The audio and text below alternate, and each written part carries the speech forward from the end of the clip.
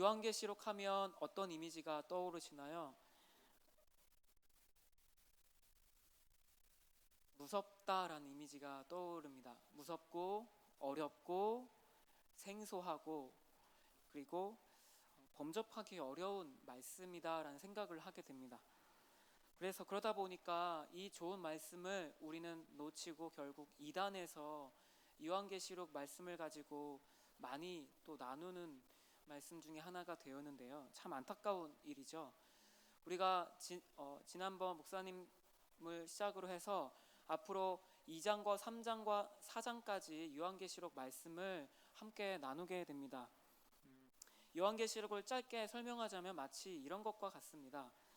지금 청년들이 비전 트립 중에 있죠. 비전 트립을 통해서 결국 그들의 일상을 다시 새롭게 보게 하시는 은혜가 있습니다. 그러니까 미국에 가서 하나님을 경험하고 위대하신 하나님을 만난 뒤에 이제는 진짜 삶에서 우리의 일상을 새로운 눈으로 바라보고 새롭게 주님과 동행하는 것이 사실 비전 트립의 목적이죠. 마찬가지로 요한계시록도 비전 트립과 같습니다. 하나님이 앞으로 되어질 일들을 우리에게 보여주심으로써 우리가 오늘을 어떻게 살아야 될지를 깨닫게 하는 책이 이 요한계시록입니다. 요한계시록은 요한이 말씀을 전하다가 밤모섬의 유배가 되었고 거기에 갇힌 가운데 있을 때 하나님이 환상 중에 그에게 보여주신 것들을 기록한 책이 요한계시록입니다. 요한도 비전 트립을 합니다. 그가 유배 가운데 있을 때 얼마나 마음이 낙심되고 힘들었을까요? 그런데 하나님이 보여주신 환상을 보자 자신의 유배 생활이 새롭게 보였을 겁니다. 이 유배가 끝이 아님을 알았던 것이죠. 이 요한계시록을 처음 받아든 독자는 교회가 처음 세워졌던 초대교회 성도들입니다. 근데 그들은 로마의 황제를 숭배하라는 요청을 받고 그렇게 목숨의 위협을 느끼는 가운데 있던 성도들입니다. 그런데 그들을 향해 쓰여진 책이 요한계시록입니다. 그러면 요한계시록은 고난 중에 있는 성도들을 위로하고 격려하는 책인 것이죠. 우리를 무섭게 하는 책이 아니라 우리를 격려하고 소망을 주는 책이죠. 앞으로 되어질 일들을 바라보니 내 앞에 놓여있는 이 황제를 숭배하라는 이 요청이 이제는 더 이상 힘든 것만은 아니라 이겨낼 수 있는 거야 라고 그렇게 경험되어졌던 것이죠. 이제는 우리에게 주어진 비전 트립이 바로 이 요한계시록입니다. 앞으로 되어질 일들 또 하나님 우리에게 말씀하실 때 우리는 우리의 삶을 새롭게 보게 됩니다. 내가 지금 당면하는 것이 전부가 아님을, 내 환경과 상황이 끝이 아님을 우리는 깨닫게 되는 것이 이 요한계시록 말씀이죠. 오늘부터 해서 이제 7교회 이야기를 하게 될 텐데요. 잠시 이 짧게 말씀을 드리자면 이제 하나님께서 요한을 통해서 7교회에 편지하라고 하십니다. 근데 소아시아의 7교회가 꼭 7교회만 있었던 것은 아니었습니다. 근데 하나님의 7교회라는 호칭을 7개라는 개수를 말씀하셨을까요? 요한계시록은 상징적입니다. 상징적으로 해석해야 합니다. 즉 7이란 수는 완전수이죠. 즉 7교회란 뜻은 이 땅에 존재하는 모든 교회를 상징합니다. 즉 하나님이 이제 그 요한계시록을 또 요한을 통해 7교회에 전달하게 하신 것은 바로 이 땅에 있는 모든 교회를 상징하는 그 7교회를 통해 우리에게 주시고자 하시는 말씀이 있다는 것이죠. 앞으로 2달 정도 계속 요한계시록을 볼 겁니다. 그래서 함께 여러분들 조금씩 미리 읽어와도 좋고요. 이 말씀 계속해서 묵상하고 복습하면 좋겠습니다. 오늘 함께 나눌 교회는 에베소 교회입니다. 오늘 2장 1절에 이렇게 말씀합니다. 오늘은 한 절씩 같이 좀 읽어가면서 함께 잠깐 설명해 보겠는데요. 2장 1절입니다. 우리 같이 한번 읽도록 하겠습니다. 에베소 교회 사자에게 편지하라. 오른손에 있는 7뼈를 붙잡고 7 촛대 사이를 거니시는 이가 이르시되. 아멘. 매 편지 윗부분마다 예수님의 모습을 묘사합니다. 그런데 이 에베소 교회에 편지하시는 예수님의 모습은 오른손에 7뼈를 붙잡고 7금촛대 사이를 거니시는 분이다라고 말하죠. 7금촛대란 7별이란 무슨 의미일까요? 오늘 1장 20절 보면 이렇게 말합니다. 7별은 7교회의 사자다라고 말하죠. 그러니까 7교회를 다스리는 어떤 천사를 말하죠. 그리고 7금촛대는 그 교회를 말합니다. 주님이 우리를 빛으로 부르셨죠. 교회는 빛된 사명을 감당합니다. 이 촛대는 결국 교회를 상징하는 것입니다. 그런데 그 예수님께서 지금 어떻게 하고 계십니까? 그 7별을 붙잡고 7금촛대 사이를 거니시죠. 이 말은 예수님께서는 이 땅에 있는 모든 교회의 모든 사정을 속속들이 다 아신다는 겁니다. 예를 들어 우리 교회가 지금 어떤 상황 가운데 있고 영적으로 우리의 상태가 어떠한지, 또 우리의 마음이 어떠한지, 주님은 이렇게 모든 교회의 상황들을 하나하나 낱낱이 세세하게 아시는 분이 바로 예수님이십니다. 청년연합교구도 마찬가지입니다. 하나님은 우리 우모함 공동체를 속속들이 다 아십니다. 그분 앞에서는 숨길 수가 없습니다. 이 예수님께서 지금 우리를 향해 편지하시는 것과 같죠. 네, 우리 에베소 교회에게 이제 어떤 말씀을 주시는지 이제 2절과 3절입니다. 다시 한번 같이 한번 읽도록 하겠습니다. 시작. 내가 내 행위와 수고와 내 인내를 알고 또 악한 자들을 용납하지 아니한 것과 자칭 사도라 하되 아닌 자들을 시험하여 그의 거짓된 것을 네가 드러낸 것과 또 네가 참고 내 이름을 위하여 견디고 게으르지 아니한 것을 아노라. 주님께서 칭찬해 주십니다. 에베소 교회의 잘한 점을 이미 아시기 때문에 칭찬하십니다.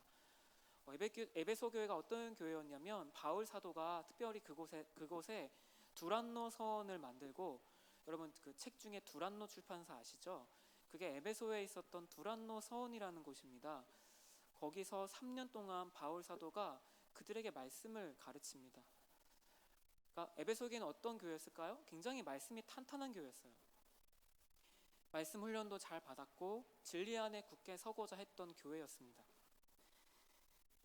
그에 걸맞게 진리를 지키고자 그 당시 거짓 가르침과 거짓 교사들을 막아내고 드러내고 용납하지 않았습니다.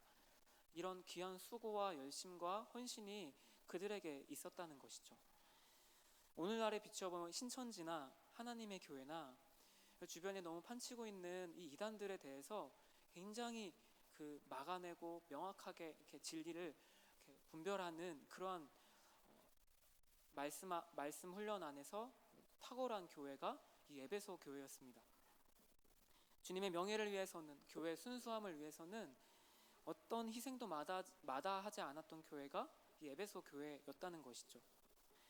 그런데 너무 좋은 그 진리를 지키는 것 너무나 좋은데 그것이 오래 지속되다 보니 중요한 것을 놓치기 시작했습니다. 오늘 4절 말씀입니다. 우리 같이 다시 한번 읽겠습니다. 시작.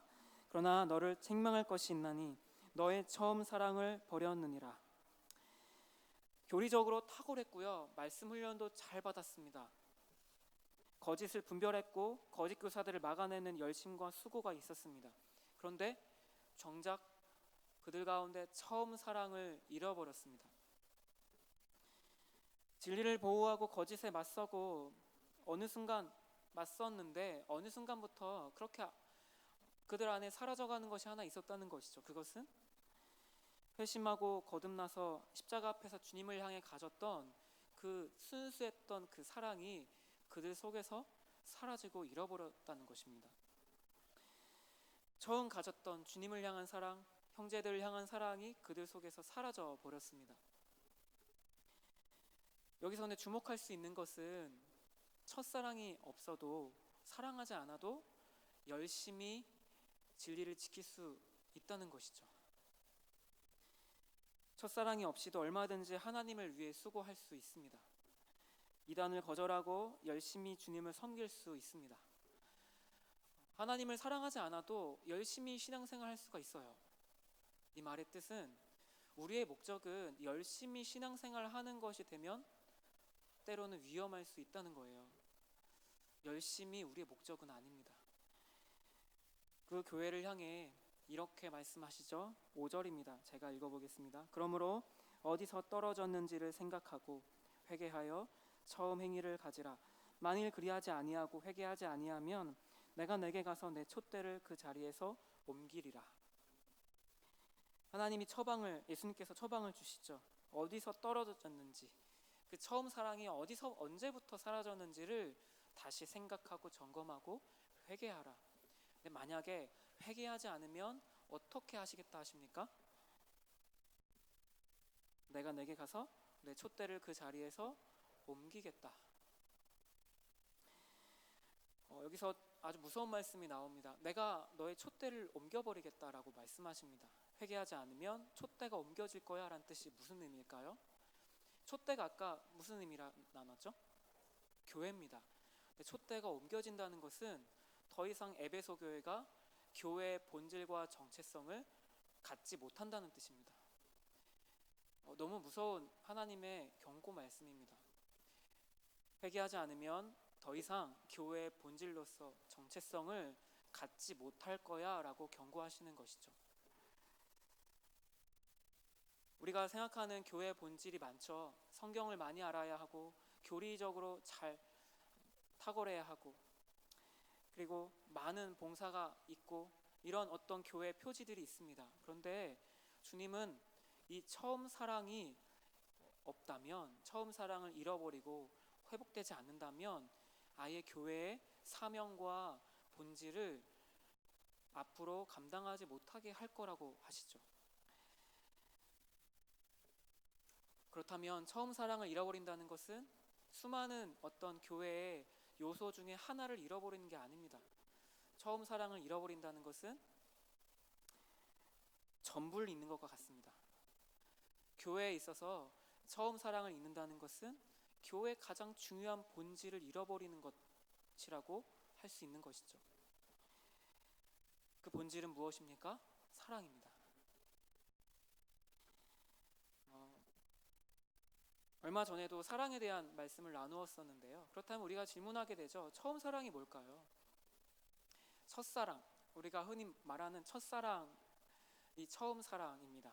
이 첫사랑을 우리가 생각하면 우리가 생각하는 이미지가 있습니다. 뜨거운 감정으로 누군가를 좋아하고 사랑하게 되고 감정적으로 너무 뜨겁고 격양되어서 무언가 콩깍지에 씌운 것처럼 그 사람밖에 보이지 않는 상태. 네, 이런 상태가 있었던 적도 있죠. 그렇죠?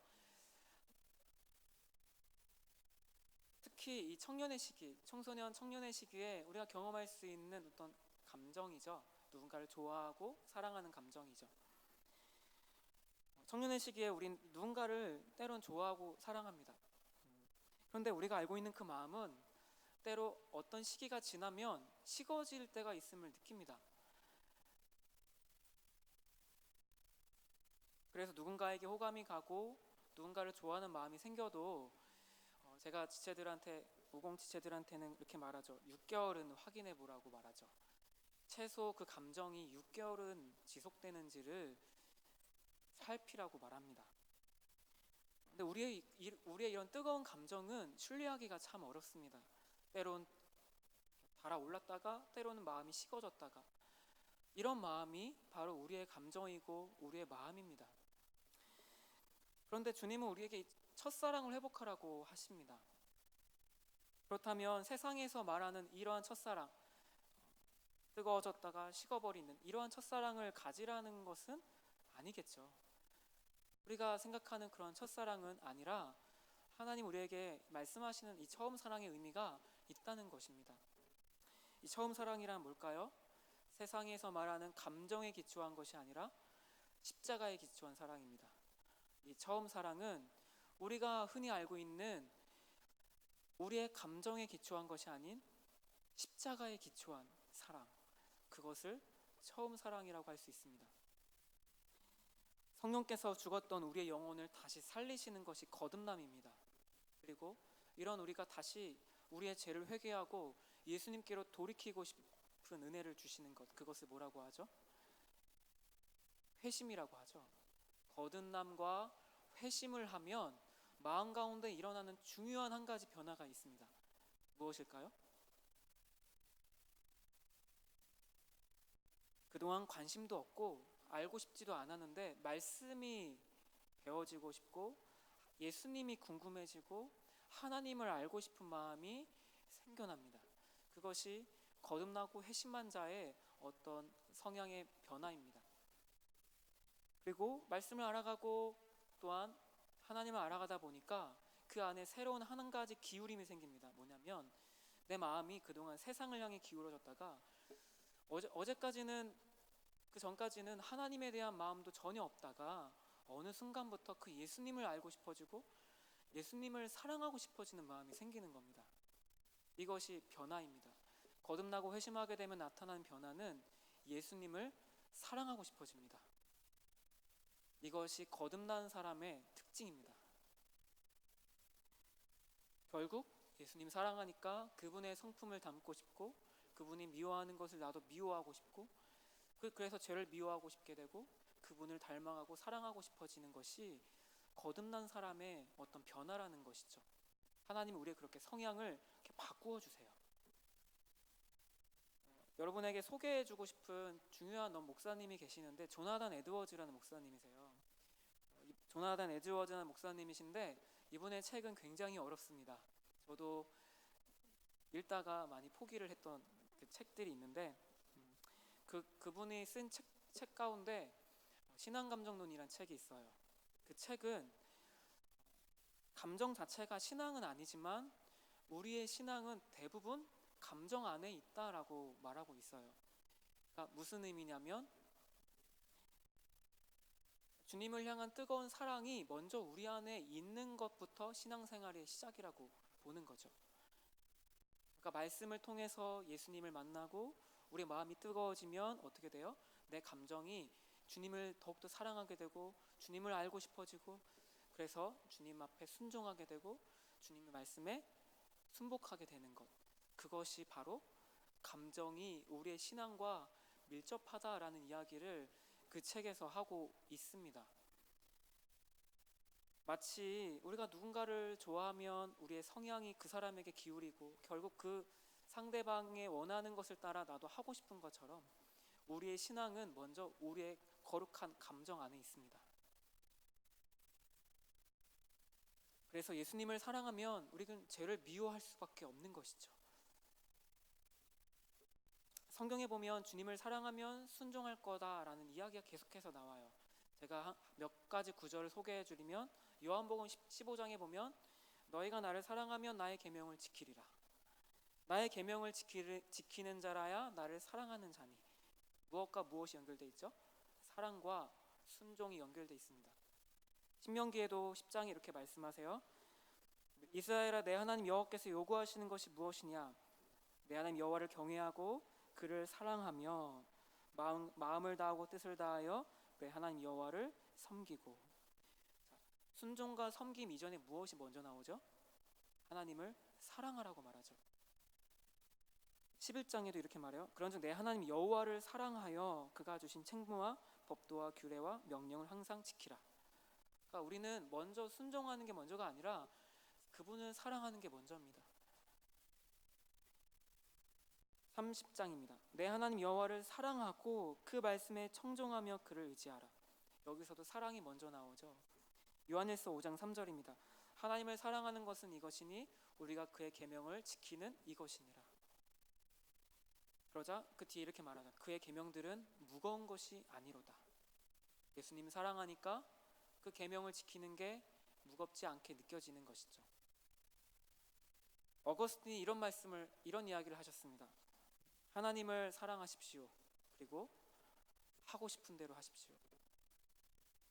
하나님을 사랑하는 것 안에 모든 것이 담겨 있습니다.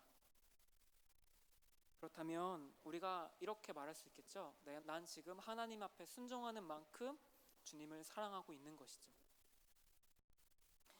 사랑하면 쉬워지는 게 바로 순종입니다. 예수님 말씀하시죠. 내 멍에는 쉽고 내 짐은 가벼움이라. 주님께서 우리에게 십자가 지라고 하셨죠. 자기를 부인하고 십자가 지어라라고 하셨는데 우리에게 무겁게 다가옵니다. 그런데 그것이 쉽게 가볍게 느껴지는 방법이 하나 있습니다. 예수님을 사랑하는 겁니다. 그것이 가벼워지고 그것이 영광이 됩니다. 이렇게 살아가면 항상 좋겠지만, 처음 사랑을 가지고 살아가면 좋겠지만, 문제는 이상과 현실은 늘 괴리감이 있다는 것이죠. 어느 순간부터 거듭나고 회심한 그때 그 첫사랑, 십자가 앞에서 경험했던 그 처음 사랑이 우리 속에 어느 순간부터 식어졌습니다. 우리 속에 어느 순간부터 그것이 사라져 버렸습니다. 그리고 그 사랑이 다른 곳을 향하게 되었고, 예수님보다 이 세상을 향한 사랑으로 향하게 되었습니다. 그리고 이제는 우리의 예배와 우리의 섬김의 동기가 사랑이 아닌 다른 것이 되기 시작했죠. 제가 예전에 작은 교회를 다니다 보니까 중고등부 때부터 저희는 이렇게 청소년부였죠. 그때부터 같이 찬양을 할 때 학생이었지만 찬양 인도를 제가 했었습니다. 그리고 그때부터 해서 돌아보니까 지금 이때까지 한 거의 20년 가까이 찬양 인도를 계속 매해마다 어디에서든 짧게든지 했던 것 같아요. 근데 제가 그렇게 사역자가 되기 전에 교회에서 뜨겁게 섬긴 그 청년 때 찬양 인도하는 것이 항상 벅차오르고 가슴 벅찬 그 시간이었습니다. 주님을 향한 사랑을 이 찬양하면서 앞에서 예배하면서 누리는 시간이었습니다. 그런데 제가 사역을 시작한 뒤 얼마 지나지 않아서 한 3년쯤 되었을까요? 지금은 한 10년쯤 되었는데요. 3년쯤 되었을 때 제 안에 찬양 인도를 하면서 제 안에 메마름을 발견하게 되었습니다. 입으로는 온 마음 다해 사랑합니다를 고백하고 있지만 마음으로는 이 찬양 인도 자체가 저에게 사역이 되어버린, 그리고 이 사역 어떻게 잘 감당할 수 있을까에 초점을 두고 내가 고백하고 있는 하나님을 바라보지 못하는 그런 함정에 제가 빠지기 시작했습니다.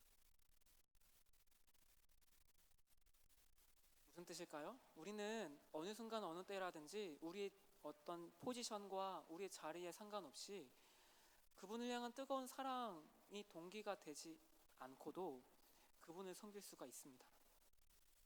열심히 섬길 수 있습니다. 교사도 열심히 할 수 있고요.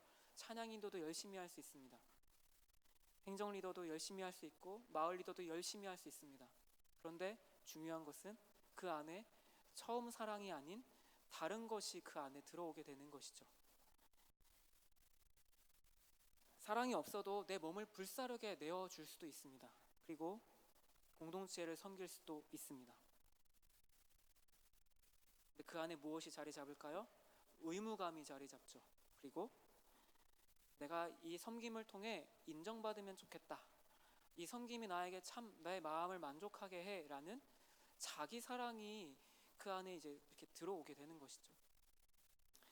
결국 어떻게 돼요? 하나님이 이렇게 평가하십니다. 고린도전서 12장 3절입니다. 제가 한번 읽어볼게요. 내가 내게 있는 모든 것으로 구제하고 또 내 몸을 불사르게 내줄지라도 사랑이 없으면 내게 아무 유익이 없느니라. 여러분들이 교회 안에서 예배하고 섬기는 가운데 열심히 섬기더라도 우리 안에 그 십자가의 사랑, 처음 사랑으로 섬기지 않는다면 아무 유익이 없다라고 말씀하십니다. 우리에게 아무 유익이 없습니다. 올 한 해 교회에서 다양하게 여러분 섬기고 있죠. 공동체 안에서 또 마을 안에서 여러분 다양하게 섬기고 또한 예배를 우리가 함께 드리게 될 텐데, 끊임없이 우리는 점검해야 될 것이 있습니다. 우리의 마음에 처음 사랑이 있는가입니다. 나를 구원하신 은혜가 너무 감사해서, 주님을 너무 사랑해서 시작했던 섬김과 봉사가 어느 순간 그 사랑이 식어지니까 나로 채워집니다. 나의 만족으로 채워집니다. 그리고 나의 만족을 채우고 나의 존재감을 인정받고 싶은 자리가 되어버립니다. 더 많이 봉사하면 하나님 나에게 복 주시겠지라는 마음으로 우리가 그 섬김을 감당할 수도 있습니다.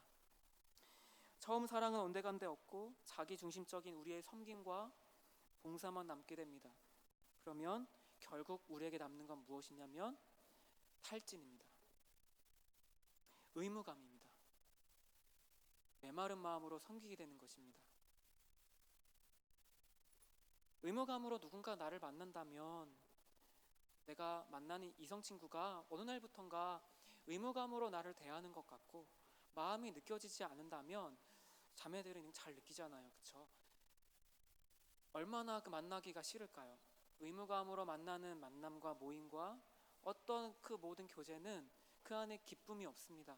그 안에 자신을 내어주는 사랑이 없습니다. 사랑한다면 자신의 유익을 구하지 않는다라고 말씀합니다.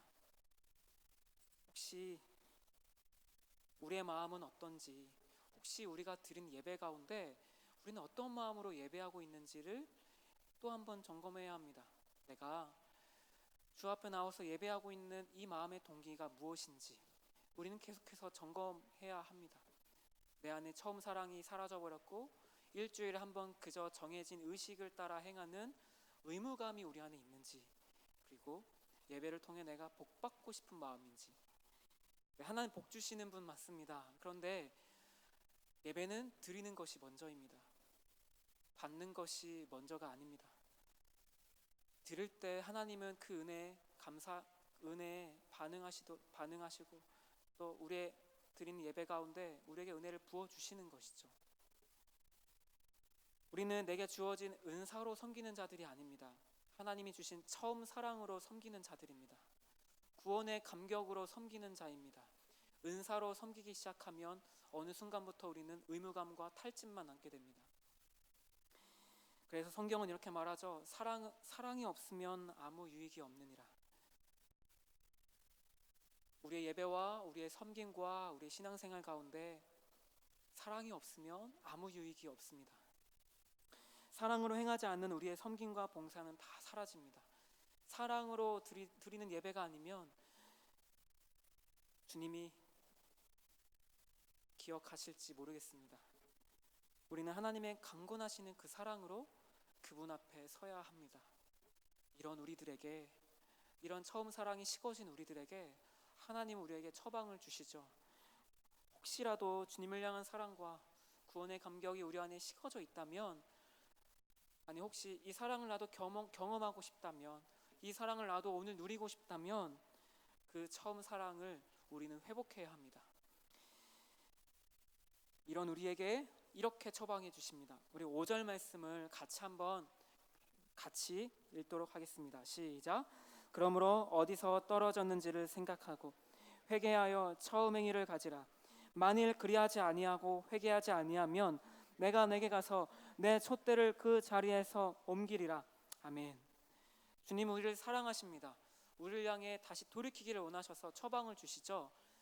어디서 그 사랑이 떨어졌는지를 곰곰이 좀 생각해 보면 좋겠다.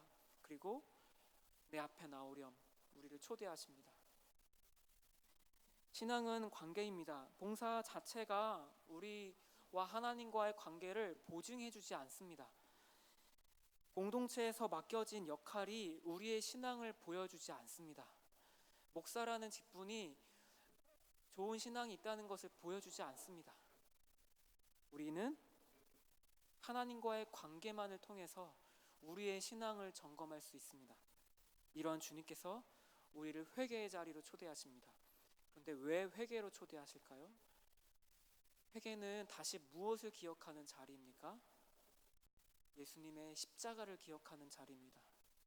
처음 사랑은 어디에 기초한 사랑입니까? 십자가에 기초한 사랑입니다. 십자가에 기초한 사랑이기 때문에 우리는 그 처음 사랑을 회복하려면 다시 그 은혜의 보좌 십자가 앞으로 나아가야 합니다. 우리의 죄를 주님 앞에서 낱낱이 보여주실 때 그것에 대해 아파하고 애통함으로, 그것을 주님 앞에 토설함으로, 그리고 다시 돌이키기를 소망하고 원하는 마음, 그 십자가 앞으로 우리를 다시 이끌어가기를 원하십니다. 오늘 이 시간 하나님께서는 우리를 다시 십자가의 자리로 초대하십니다. 다른 어떠한 자리도 아닌, 사람들이 추구하는 영광의 자리가 아닌, 주님이 걸어가셨고 주님이 우리에게 걸어가기를 원하시는 길, 바로 그 십자가, 우리의 죄를 미워하고 오직 주님의 길을 따르는 것만이 우리의 소망인, 주님을 사랑하는 것이 우리의 삶의 목적인 그 십자가의 길을 우리를 다시 부르십니다. 그것이 회개입니다. 그 회개란 우리의 죄를 미워하고 애통하는 것이죠. 우리는 이 시간 처음 사랑을 부어주셨던 십자가로 함께 이 시간 나아가기를 간절히 소원합니다. 그럴 때 하나님은 우리 안에 이러한 은혜를 주십니다. 우리 마지막으로 7절입니다. 같이 함께 읽도록 하겠습니다. 귀 있는 자는 성령이 교회들에게 하시는 말씀을 들을지어다. 이기는 그에게는 내가 하나님의 낙원에 있는 생명나무의 열매를 주어 먹게 하리라. 아멘. 그렇게 십자가에 나아가 처음 사랑을 회복할 때에 우리에게 주시는 은혜가 무엇입니까? 에덴에 있었던 생명나무, 하나님과 함께 친밀함을 누렸던 에덴처럼 우리가 다시 하나님과 친밀함을 누리는 자리로 우리를 이끌어 주신다고 약속하십니다. 하나님과 함께 누릴 수 있는 가장 큰 행복은 무엇입니까? 에덴에서 누렸던 하나님과 함께 동행하는 것입니다. 앞으로 새 하늘과 새 땅에서 누릴 하나님과 영원토록 함께하는 복을 이 땅에서 누리게 하시겠다고 우리에게 약속해 주십니다. 우리가 회개할 때 그렇게 주님께서는 우리를 하나님과의 친밀함으로 이끄시고 하나님과 영원토록 동행하고 그분과 친밀하게 살아가는 것이 우리의 가장 행복임을 알게 하십니다. 우리 성령께서는 우리에게 다시 그 사랑을 우리에게 부어주십니다. 소망이 우리를 부끄럽게 하지 아니함은 우리에게 주신 성령으로 말미암아 하나님의 사랑이 우리 마음 가운데 부은 바 됨이니, 우리가 십자가 앞에 나아가면 성령께서 우리 가운데 그 사랑을 부어 주십니다. 우리 이 시간 우리를 향해 주시는 말씀입니다. 성남제일교회 청년연합교구를 향해 주시는 말씀입니다. 우리를 향해 말씀하십니다. 귀 있는 자는 성령이 교회들에게 하시는 말씀을 들을지어다. 성령이 우리에게 하시는 말씀을 들을지어다라고 말씀하십니다. 이기는 그에게 하나님과 친밀함을 누리는 복을 우리에게 주시기를 원하십니다. 하나님은 우리의 첫 번째가 아니라 전부이십니다. 그러기에 우리가 그분 앞에 올인하여 예배해야 할 분이십니다. 우리가 이 시간 우리의 올인할 그 예수 그리스도께 예배하며 먼저 우리의 첫 마음을 회복하기를 소원합니다. 이 시간 주님 앞에 기도하며 나아갈 때에 하나님, 내 안에 식어져 있던 처음 사랑을 회복시키시고 다시 십자가 사랑으로 나를 회복시켜 주시고 주님과의 친밀함으로 나를 이끌어 주시옵소서. 이 은혜가 여러분의 삶과 저의 삶 가운데 가득하게 되기를 간절히 소원합니다. 이 시간 잘 모르실 수도 있는데요, 작년에 불러보았던 찬양입니다.